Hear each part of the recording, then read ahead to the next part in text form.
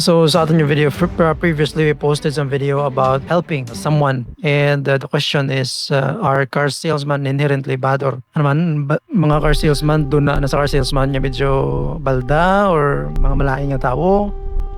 Well, I guess not all, okay, but then there's always someone like Deresililo, well, nag-spread out din sila. And all dealers, okay, sa Toyota mayroon mga, okay, I'll coin it, sa Toyota mayroon natawag ng mga level 1ers, basta mga level 1, mga nagapang level 1, okay, for those people nga may nakitsindi sa level 1,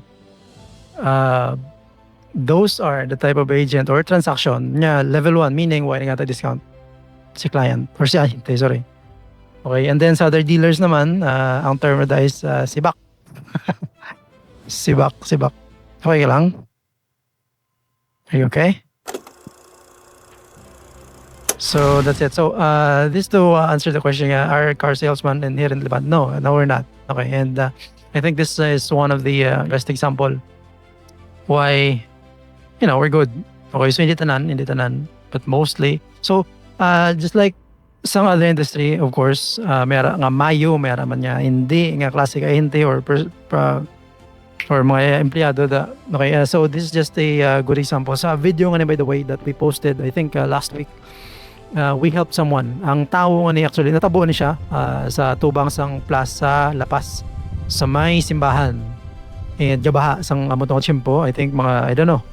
So exact niya date, I think it's October. Let me see, October. Yeah, so it's October 7, 2025. Last year pa, sorry. Yeah, so ang tricycle nga ni, by the way, before ko na siya mapunduhan sila, naglabay na niya siya sa amon. And then, Gaserbato, of course, ang driver ng tricycle, naglabay sa amon. And then, mga, I think, 4 to 5 minutes later, nagyan ko liwat, na stranded. Siguro natabo isang tricycle na sulob. Siguro, na sudlan tubig, yung exhaust. And then, nag-stall sa itong kasandalan. And for the longest time, I think, inlabayan lang sila. And prior to that, I was approaching sa tricycle. Nakita ko na ahead ang tricycle.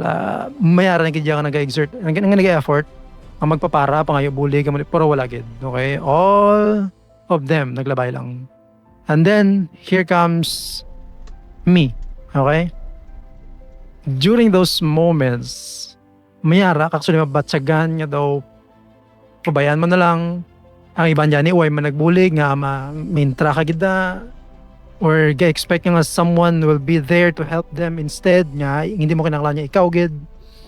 May ara ka mabatsagan niya daw guilt or anong term man, do hindi ka willing, okay, do reluctant ka nga magbulig sa mga sitwasyon. But then, what you do sa mga situation, I think, is you just, you know, do it. Just do it, okay? Pull over, stop, mangkot ka kung natabo, pasudla. That's it, okay? And isa sa mga bagay nga masulod sa imo, if this thing happens sa imo is, if sa mga muna yung mga circumstance, I think is, what if like imo loved ones or family ang ginagyan man, no? Or same situation, and then same situation man ang ginobra sa imo, like pangayo ka bulig, okay? Ang lalaki nga to is wala, unconscious, okay? As in, lupay-pay, unconscious, wala. As in, huwag gidya. And then ang bayi, isang nag-drive na ko, ang bayi, duwa ka babae sa likod niya. Sila lang ito nagupod sa akon. Nagahinibi, nagangwinghuyon, tapos nag-murmur. I don't know kung pamilya nila to or what. But then, ang masulod sa imo, instantaneously ang sa utok mo is, kung matabo sa pamilya mo, ano brown mo, or ano ba tsagon mo, kung labayan sa iban, like pagbuligan, or something mo na. Okay, and this type of situation reminded me of something, okay, sa akong personal nga pangabuhi. That's why I did the deed, okay, I did the deed, and yeah, that's it. And with all those 50-50, you know, emergency situation, then there's this, you know, best friend naton nga, why gid yan naghatag lugar sa aton, why gid for 2 to 3 minutes nga sunod akon sa bulaya.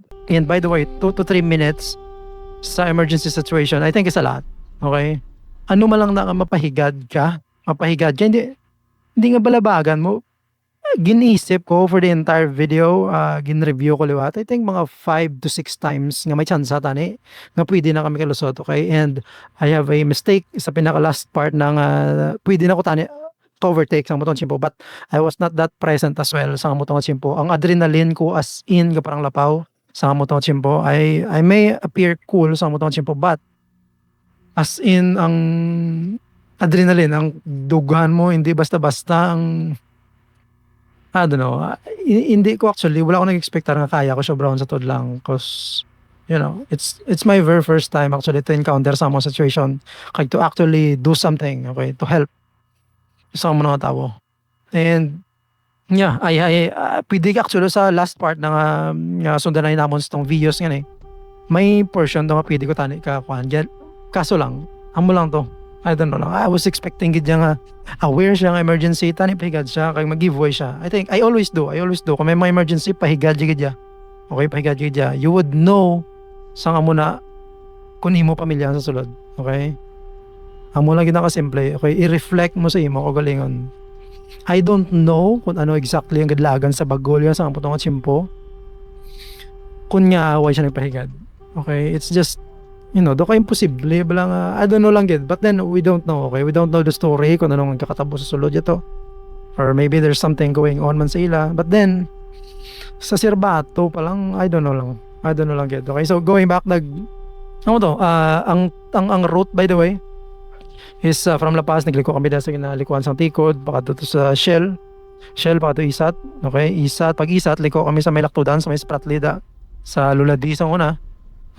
Lapos to sa West Visayas. Okay, so lapos to sa Western. So dito it's a short route lang sa tod lang, but then one thing's for sure is it feels good, okay, nga nakabulig ka even sa pag-abot sa balay. Ang adrenaline ko ara gyapon as in grabe gyapon ang lawas mo, hindi ka duway ka kaysa may mga bagay nga way ka expect na kaya mo gali obrahon.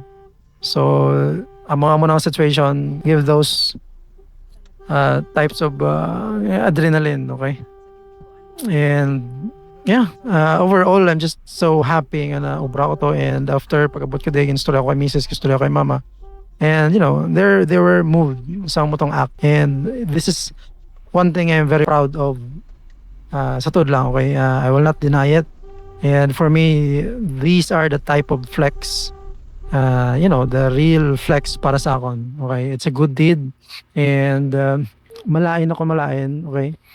If there are people nga who would tell me nga malain ka tao or hindi kamayo something mo na, well, I will not argue with that one, okay? But then for me this is just something that I'm very proud of, and this is to encourage as well kung may makita ka mo, especially if you have the capacity or the capability magbulig in times like this, paminsan na lang for example pamilya nyo, okay? Amo lang gid na siguro ang pinaka punto ko da. So pass it along, okay, sa mga ginbuligan ko. I don't know exactly kung sino to siya, wala ko idea kung sino to siya. I just help. The message is just pass it along kung may chance bulig.